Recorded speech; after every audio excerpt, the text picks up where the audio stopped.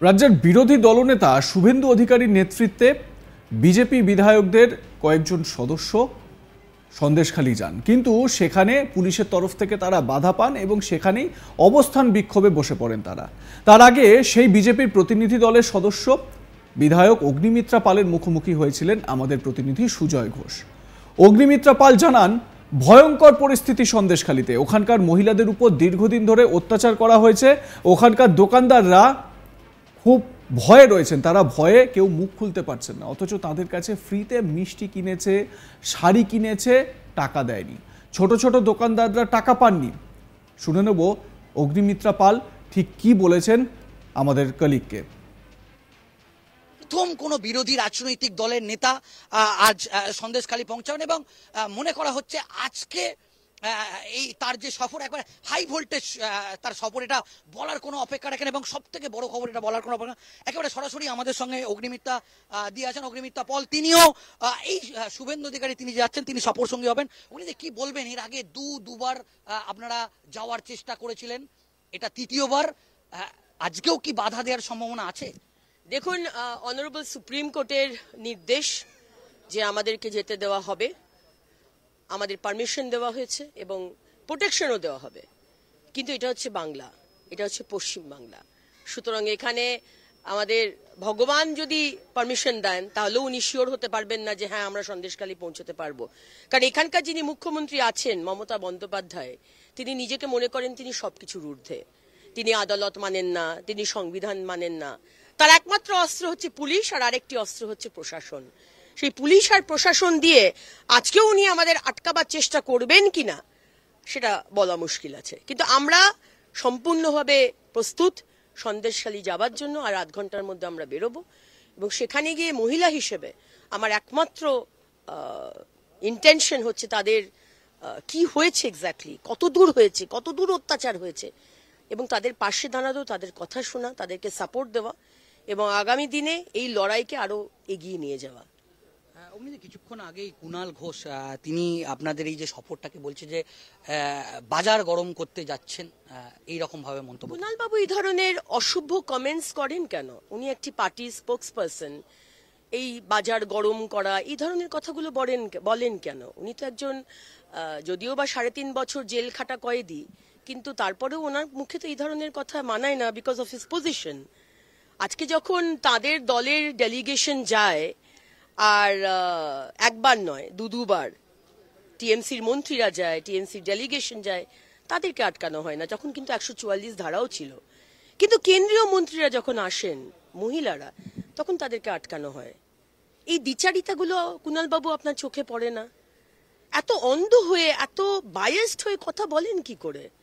আপনারা কি মনে করেন যে বাংলার মানুষ অশিক্ষিত, তারা কিছু বুঝবে না? এগুলো চলবে না। আপনি অন্য রাজ্যে গিয়ে এগুলো করতে পারেন, কিন্তু বাংলায় আপনার এই ধরনের ভাষা, এই ধরনের অসভ্যতামো এবং ওই ধরনের মাথায় বন্দুক ঠেকিয়ে থ্রেটেন করা, এগুলো কিন্তু এখানে চলবে না। এখনো পর্যন্ত গতকালও আজতাক বাংলাকে বেশ কিছু ওখানকার স্থানীয় মহিলারা তারা কিন্তু বিস্ফোরক মন্তব্য করেছেন এবং তারা খুবই আতঙ্কিত। তাদের যেটা বক্তব্য যে শেখ শাহজাহান এখনো পর্যন্ত গ্রেপ্তার হয়নি, তাই তারা সংবাদ মাধ্যমের সঙ্গে কথা বলতেও ভয় পাচ্ছে যে কোনো মুহূর্তে ফের তাদের উপর আক্রমণ নেমে আসতে পারে। সেটা নিয়ে কি বলবেন? আজকে তো আপনারা যাচ্ছেন তাদের পাশে দাঁড়ানোর জন্য। খুব স্বাভাবিক এটা। আজকে যে শেখ শাহজাহান এবং তার ক্রিমিনালের টিম, গ্যাং, যারা দিনের পর দিন, মাসের পর মাস এই মহিলাদেরকে অত্যাচার করেছে, আজকে আপনাদের চ্যানেলেই বোধহয় বা আপনাদের সংবাদ মাধ্যমের মধ্যেই দেখছিলাম যে বাজারের যে দোকানদার, তারা কথা বলতে চাইছে না। কারোর 1 লক্ষ 1.5 লক্ষ টাকা বাকি, শাড়ি কিনেছে, শাড়ি নিয়েছে, পয়সা দেয়নি, মিষ্টি কিনেছে, পয়সা দেয়নি। মানে ছোট ছোট দোকানদার, তাদের টাকা বাকি, কিন্তু তারা ভয়ে কথা বলতে পারছে না। আজকে ক্ষেত, ধানের চাষ হচ্ছে, সেইখানে নোনা জল ঢুকিয়ে দিয়েছে। ছোট্ট বাচ্চা রিক দাস বলে, সে কি রকম ভাবে কথা বলছে। আজকে মহিলাদের এই অত্যাচার স্বাভাবিক যে আজকে শেখ শাহজাহান এখনো অধরা, এখনো তাকে ধরেনি এই মমতার পুলিশ। ধরেনি মানে ধরতে চাইছে না। পুলিশ চায় না, চাইলে এমন কাজ করতে পারে না, এটা হতে পারে না। তারা ইচ্ছে করে চাইছে না। এবং গিয়ে দেখুন, মমতার বাড়িতেই হয়তো শেখ শাহজাহানকে আদর যত্নে রাখা হয়েছে প্রোটেকশন দিয়ে। একটি শেষ প্রশ্ন, সেটা হচ্ছে আজকে এই নির্যাতিতাদের পাশে আপনারা দাঁড়াতে যাচ্ছেন, তাদের সাহস যোগাতে যাচ্ছেন, এটা বলার কোনো অপেক্ষা রাখেই না।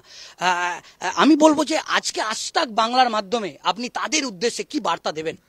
তাদের উদ্দেশ্যে এটাই বলার যে আমাদের অভিভাবক, আমাদের ভারতবর্ষের প্রধানমন্ত্রী নরেন্দ্র মোদীজি দুদিন আগে দিল্লির ন্যাশনাল কনভেনশনে এই সন্দেশখালির বিষয় নিয়ে আমি বক্তব্য রেখেছিলাম।